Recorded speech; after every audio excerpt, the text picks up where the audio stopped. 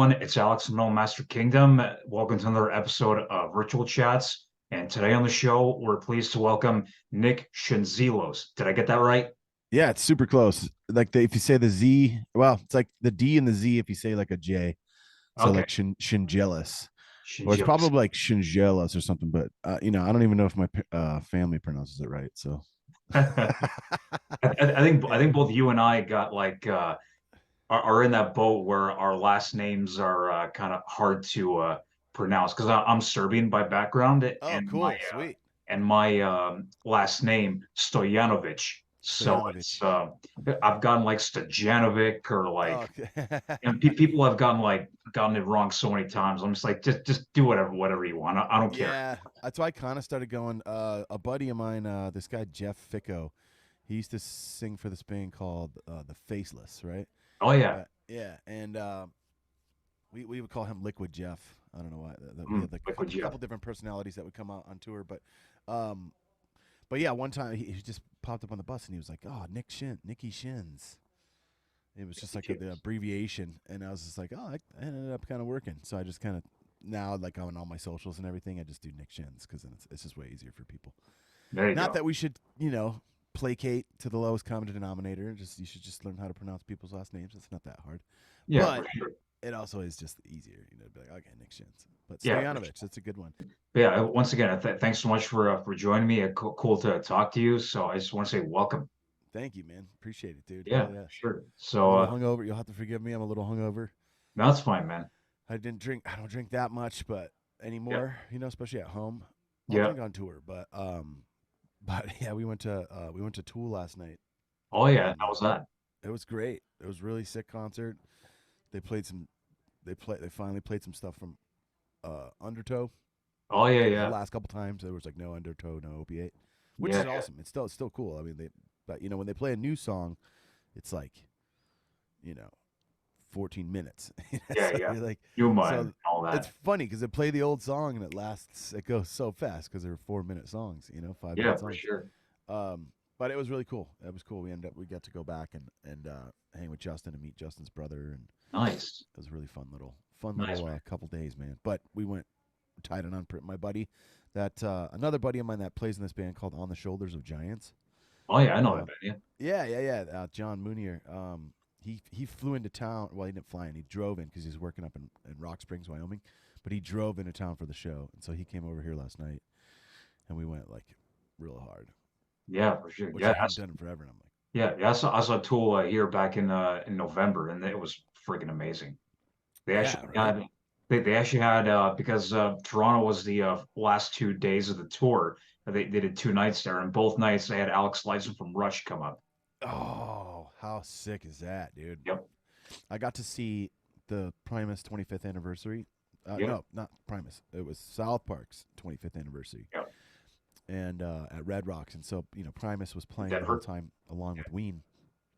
And the big surprise for Matt Stone, because he's actually a pretty great drummer. Yep. His big surprise was that they brought out, you know, Eddie and Alex, right? yeah, and it was like so cool to see all those musicians up on the same stage Yeah, for sure. at Red Rocks, like with Matt and Trey. That was something, man. I've never seen Rush actually. And Oh man. unfortunately, I know I never got to see Neil play, which is a pretty big bummer. But Yeah, yeah. at least there's good documentation. Absolutely, for sure. But yeah, so the most exciting thing that's going on right now in Joffrey Cowboy Land is that the new album is about to come out, Moon That's Healer, right. and the it's the first one for you guys in 10 years. So I guess the obvious question, I mean, like that everyone's probably that's been on everybody's mind is what took so long? Where you guys been the last 10 years? Well, we actually ended up. There was this movie that we watched called Face Off Hmm. with Nick Cage and Yeah, John Travolta, and there's this weird thing. It's kind of like what was it like? Up down, left right, A B, select start.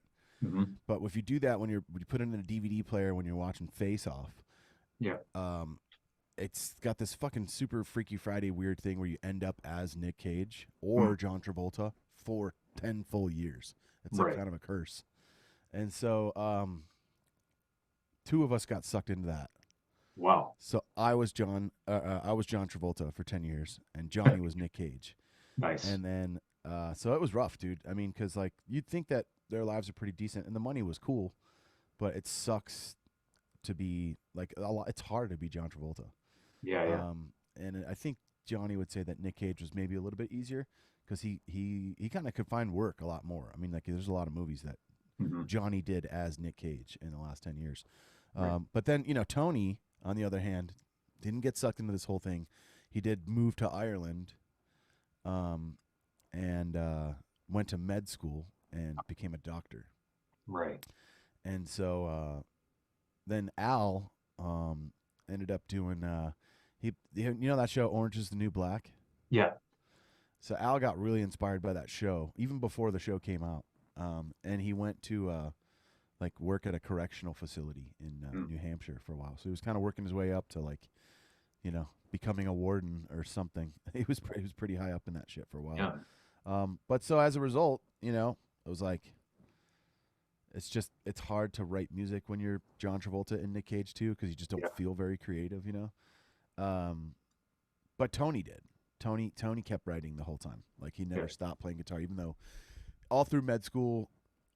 I mean, even now, Tony's a doctor in Ireland, Hmm. and he's still sending new tracks. Like he's Yeah. always playing guitar. It's so cool. So eventually, around 2018, it's about when we realized that we're like, okay, there's like 9 tracks, 10 tracks here. And then we finally started putting it together, and we're like, okay, putting them through the processes of like making a fine vodka, where it's like, all right, this part doesn't quite flow into this part. This part needs to be 10 beats per minute faster. Maybe the whole song needs to be 10 beats per minute faster. So we would kind of like make little revision notes to each other. We send them back to Tony. And Yeah. then Tony would like re-record the parts. So then like we got serious about like, I thought maybe we were going to record in 2018. Didn't happen. Still needed more time. Then 2019, thought we were going to record that year. Didn't happen. But then finally, I'd say like spring of 2020, we're like, these songs are, we have to go in the studio now. These are as good as we can refine them with everybody living, 1,000 billion miles away from each other across the pond and all that. Yeah. We're like, okay, they're cooked. So so then we're like, okay, we knew we were getting Naveen to do the drums, and so we sent Naveen down to Jason Zukoff's in Florida in summer of 2020. Yeah. And then just by nature of like, the whole lockdown thing that happened, Tony could only get, because he, legitimately was in med school, and so he could only get like I think like 2 weeks off. Yeah. Which might have been enough time to come to Florida to record the guitars. Yeah. But it was not enough time to add in the 10 days of quarantine he would have to do when he got back to Ireland. Yeah. Yeah. So then we were like, shit, there's not enough time to get the drums done and for him to keep his schedule at med school. So Tony had to record it himself. So Tony recorded all those guitars on Moon Healer at his house in Ireland, like on the weekends from med school. And Gotcha. so it took a while. Yeah. It's like we got like, okay, Saturday and Sunday, here's the next riff on that song, So it took a while to get that done. So I'd say it was like, shit, I went to do bass in July of 2022.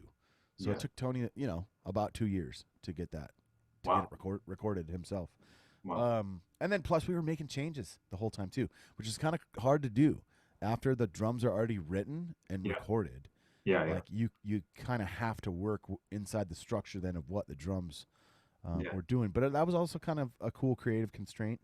And I think we ended up, it's funny, I'll go back and I have like versions of these songs that go back almost 8 years. Hmm. I'd say 2016. That makes sense. 2014 was Sun Eater. So 2016 we played our one show world tour. Yeah. And then I remember having like 2 or 3 songs from Tony as we were driving around, and be like, "Oh, you're working on the next record already." So it's cool to go back and be like, I got like versions of these songs that are 8 years old that are you can still kind of hear the essence Yeah. of the song, but they've been through a lot, Yeah. to Yeah. make them what they are. So it was a long, arduous process. many, many, many points that I didn't think that this record was going to come out. Yeah, yeah, So the fact we're like, two-ish weeks away is really fucking cool, man. It's like it's yeah, yeah, finally. I have it actually. It's somewhere. I have my fucking LP just showed up from the label, so yeah, I'm like, it's real. It's really coming out. It's not. yeah, yeah. It's no longer a dream. Yeah. So it was very much like a combination of with the lockdowns and Tony going to med school and all you guys like pursuing other parts of like explore other parts of your lives and like what else could add to your careers and all that, right? Yeah, pretty much. I mean, and the whole John Travolta Nick John Cage Travolta thing thing, that yeah. Johnny and I had to go through. Yeah, yeah. It Cool, was man. weird, dude. So, yeah. Super weird. So I would say like, with all that going on is also what led to there being no touring behind Sun Eater, right?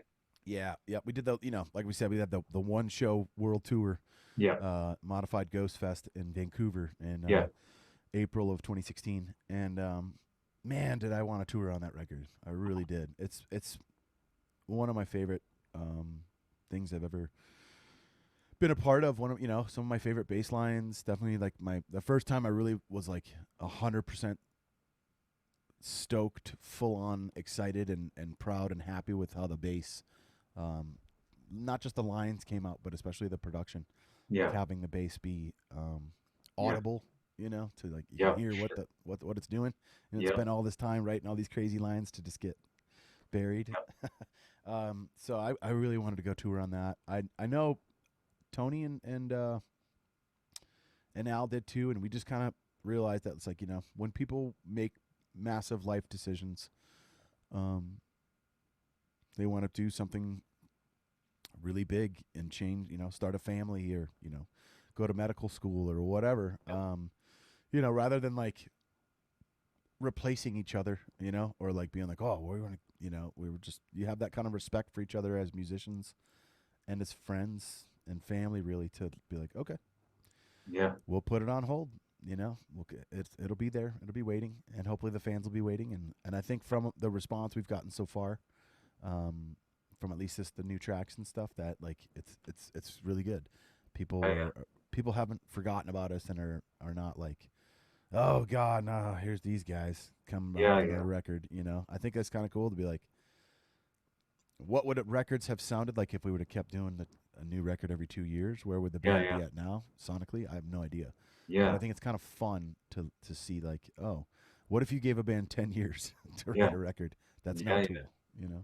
I mean, like the first four albums, like from Genesis to Sun Eater, like you could clearly hear like a progression from like a lot of like that heavy brutality, technicality of Genesis, and then going all the way to Sun Eater. It's a little more technical, but a little more thought out and progressive, if you will. It's Sure. not all about speed and technicality all the time. Things are dialed back in speed. Yes. So it's like when I first heard that record like it felt like I was listening to a completely different band, but in the best way possible. And I'm That's like, cool. whoa, so and given like the strength of those albums and then this 10-year gap and seeing the response for the new album or the new tracks right now, you can definitely say that people definitely have forgot about you guys. So That's cool, man. Yeah, and that's a great observation. That's very uh, accurate, I would say. And all that stuff was intentional.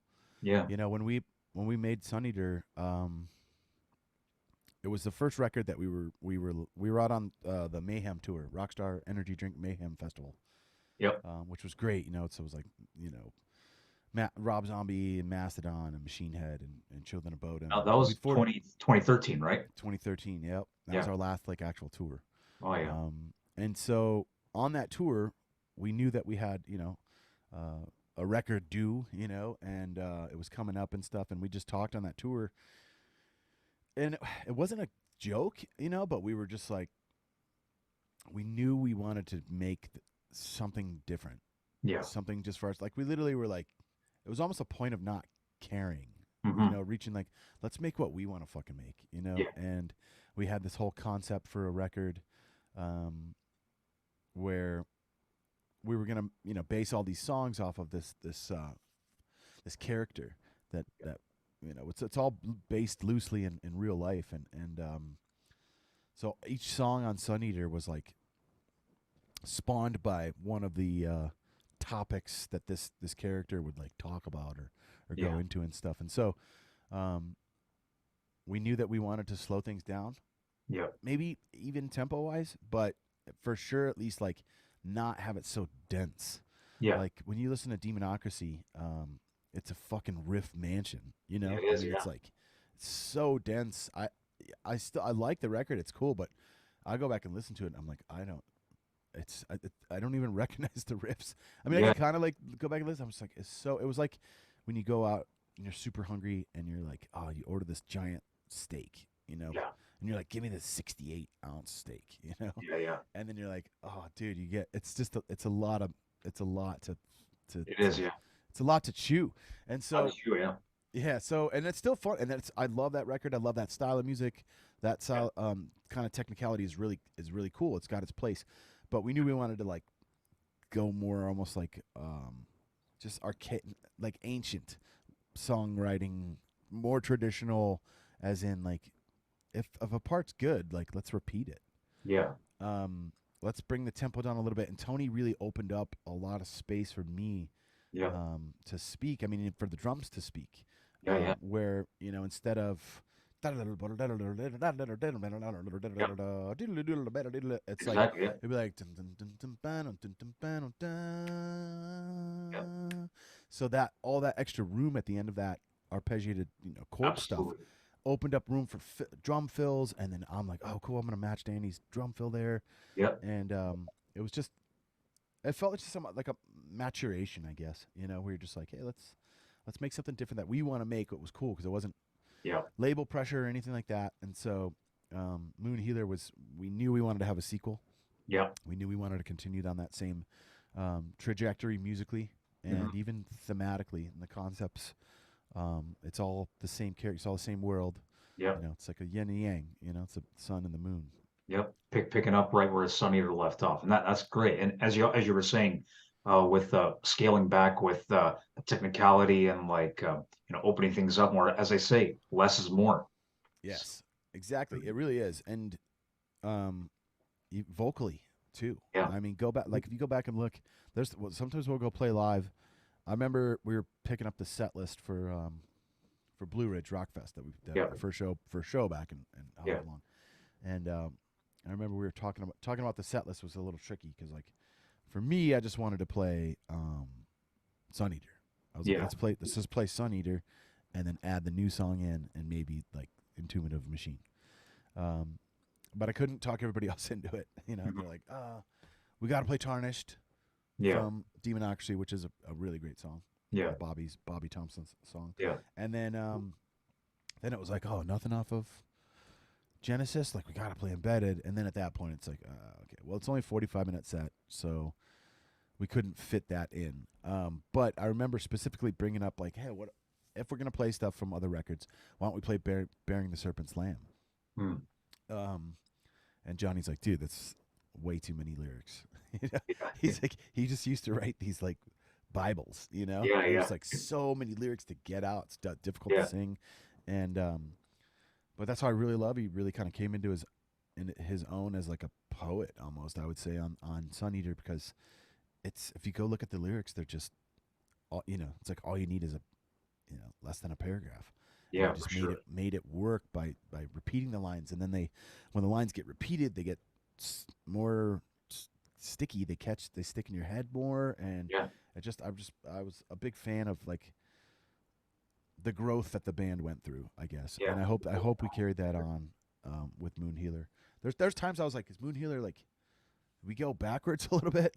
Like, Yeah. 'cause, like it's definitely more technical than Sun Eater, and there's more going Yeah. on than Sun Eater.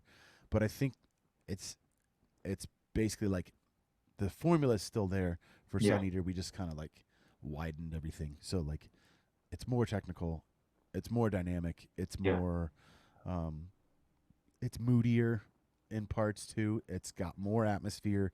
So Yes. it's just like Sun Eater on Human Growth Hormone. Yeah. For sure. You know. Sure. What's the writing process in Job for a Cowboy like? Is it a collaborative effort where it's between all you guys, or are there like one, two, or three designated writers within the band? So pretty much Tony kind of like has his little song Leprechaun that he records into over in Ireland. He's such a prolific writer. His guitar playing has just gotten better with every single year. He's consistently listening to real kind of, I would call him avant-garde, but just different influences on guitar than you would expect for like a metal, like a shredding metal sure, yeah, guitarist. So he's got guys like Tony Rice and Danny Gatton and yeah, Guthrie Govan, all these just super like virtuoso, insane guitarists. So we kind of, he's just, you wake up and there's an email from Tony with a new song. yeah, So it kind of started that way, and then Al and Tony on Sunny Day like lived in the same city. They were both in Boston, right, and so they were able to get in a room together. And Al have a thing, Tony would have a thing. Al's really good at kind of rearranging yeah, stuff, and like he's a really big structure guy. But the way that this one went was like primarily Tony's songs, and then he would send them over, and then we would collectively as a group do that process I talked about, where we're like, hey, what if this riff was here? And there's songs that didn't make it on the record, yeah, and so I'd say it's still a collaborative effort for sure, especially, and Sukov's got big input as well. yeah, Like you never know what something's really going to be until like it's finally recorded. So that's why like a lot of times I wouldn't do the bass stuff until like way late in the process, because I'm like, don't know what the drums are going to be, don't know what the guitars are going to be. So it was like once July 2022 hit, we were like, okay, here's the rhythm guitars that they're locked in. These are the riffs. Okay, these are for sure the drum parts. Okay, now let's work on bass. yeah, for sure.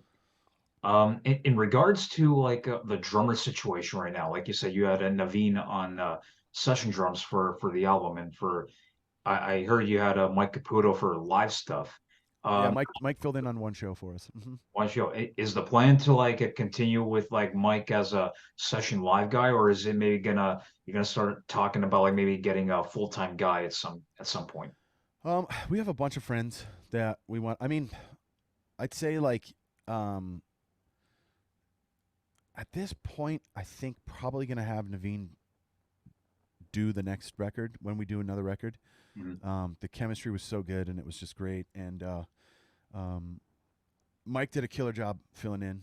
Killer fucking drummer. I mean, that Yeah, dude's it's so solid. yeah, But we've been kind of talking around some other ideas too, though. Like I'm really trying to. We're still really, really good friends with Charn. yeah, That's John Rice. yeah, He's a difficult guy to nail down these days because he's in like a lot of bands, like myself. So we may, we're kind of pushing Charn's side to be like, hey, come play with us. give him the nudge. Yeah, and if he would record with us, I mean, that would be so cool. I think that would be like, I mean, we're kind of not trying to, put that out into the world and just kind of surprise people with it. So, Yeah, maybe we'll edit this out, but maybe not. Maybe it's fine. But yeah, we would love to have like Charn come back and do either live stuff, or it would be cool to hear what Charn would do with this kind of new sound that the band has. I yeah, remember yeah, talking to him after Sun Eater came out, yeah. and he wanted to go that direction the whole time he was in the band. There you go. And he was just like, God damn it! Like as soon as I leave the band, you guys make the record style that I want to make. Yeah, yeah, Yeah. So we'll see. You kind of just never know. We have a lot of friends that are so good. It can kind of be a cool thing when you're, I guess, when you have that sort of flexibility to where you have like all these amazingly talented musicians yeah, that are friends that could like come and help, bring a sort of a different thing out. Because like you can't really do that with singers. Obviously, the singer's got to yeah, be the singer. You could maybe do it with bass players, maybe with guitars, but like drums is kind of one thing that you could bring out different like elements of the music yeah, by yeah. having different friends that have sort of slightly different styles. You know what I mean? Mhm. We almost had. You know who almost did the record was Sean Reinert. We Oh, almost had really? Sean, yeah, before Wow. he passed. We almost had him do the record. I R.I.P. think we were in Sean. talks with him Wow. and stuff. Yeah, that would have been cool. Because I mean, that's like when you go and listen to the drums, like there's a lot of that influence on Yeah, it. yeah. Like we will be like, do the Reinhardt like tinkery Hmm. thing, So rest in peace, him. That's Yeah, yeah, yeah, for crazy, right? sure. Yeah, it'd be cool if you maybe like Charn could like come back because I remember um I listened to Ruination quite a bit when it came out and I was in high school at the time Oh, and cool. being a drummer myself like I remember like wanting to and watching his video of him playing Unfurling a Darkened Gospel in the studio and just seeing like all the insanity that was going on. I was trying to like mimic all of that. And I actually I remember in high school I played in a in a talent show, and then because I was like so like just full on like metal at that point before I became like varied like I am now. Like I actually snuck in a little bit of that Unfurling a Darkened Gospel into my solo in Yeah, in high school. that's So brilliant, man. it'd be cool if you guys can maybe like talk him into it or something like that. It'd be cool to see Yeah, him. we'll see, man. Such a good dude. We hang with him anytime we go to Richmond. Mhm. He came out and hunt when we went to Richmond. We stayed at Brett from Revocation's house, who pretty much TM'd the whole thing for us, in addition to our manager Scott. But Yeah, Brett did such a great job for us, and there's this real cool crew in Richmond of all those cats, and Charn came and hung out with us, and played a show for us. We did this secret show before our show, yeah, as a different band, and Charn's band played, and came over to drink beers with us till 4 in the morning. It was yeah, awesome. It's cool to keep that, to not have like weird, awkwardness when you have like somebody who used to be in the band or whatever. It's totally cool, and so yeah, we'll yeah, see. Maybe I'll just keep grinding on Charn, and we'll see if we can get him to join back yeah, up with us, man. yeah, for sure. I got like 1 minute left, but then I got to bounce to the next interview. So Oh wow, it went that fast, huh? yeah, I know. 30 minutes is like Yeah, tough I to. know, right? It's not enough to have a full conversation. Okay, yeah, but it's been great like chatting and all that. So Likewise, man. the last question that I got for you is what are the plans for Cowboy in terms of like playing live or touring this year for Moon Healer? So I think there's a couple things in the works. One of them's like for sure confirmed, Hmm. um, in the fall, and then trying to figure out something maybe for summertime. Okay. It's really difficult getting everybody that and all the things everybody went to go do to like, you know, be adults. Yeah. They're still in. Johnny's still got 2 kids. Yeah. He still works for this big IT company coding stuff, and Tony's still a doctor. Yeah. So it's difficult to get Mhm. things pulled away to be like, okay, let's go hit it for 6 weeks. Absolutely. Yeah. It's tough to pull that off, but we had such a good time at the Blue Ridge Fest. Yeah. Like, caught right back up to where we were. Felt Yeah. like no time had passed. Yeah. All the inside jokes were there, and this show and the chemistry was great. And Yeah. so we all talked afterwards, and we're like, we got to do this again. We got to keep doing Yeah. it. It's going to be tough to do, but Yeah. we'll do it. But I will say this: if you see us on a bill, and it's within like, a 2-ish, 3-ish hour flight for you, you should go, because Yeah. I it's definitely will. not going to be like, we're not coming to. We just can't hit it the way we used to. So Yeah. Yeah. it'll Absolutely. be like big city show or a festival. Yeah. Like, if you want to see it, get a ticket, Yeah. fly For over. sure. Like I definitely know like because when all the guys have full-time jobs and families and all that, it's tough to like get like you can't really like sink back into like a 250 day a year touring schedule. So if it's like one-offs here and there, or a couple of shows here and there, I think that's the most feasible option for a lot of bands these days. Yeah, exactly, man. The weekend warrior shit, dude. Yeah, yeah. But Alex, man, it was a pleasure talking with Yeah. you, dude. Thanks for the Yeah, same, conversation, same, brother. John. So everyone watching, Moon Healer is out February 23rd on Metal Blade. So please check it out. And if you see Job for a Cowboy coming to your town, even for like a festival or something, go see him because it's kind of you know, spotty these days, with their their busy lives. So Exactly.